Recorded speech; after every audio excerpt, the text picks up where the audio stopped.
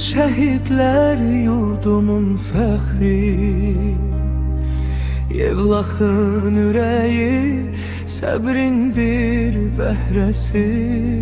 Sizə borçluyuq biz hər nəfəsimizlə, gözünüz arxada qalmasın bu sözlər.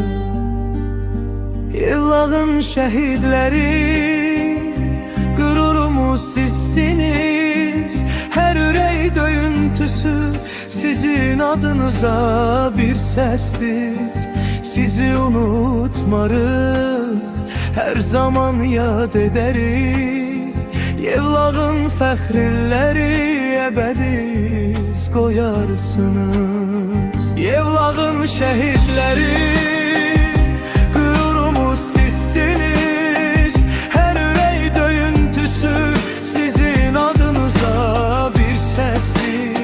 Sizi unutmarıq, hər zaman yad edərik.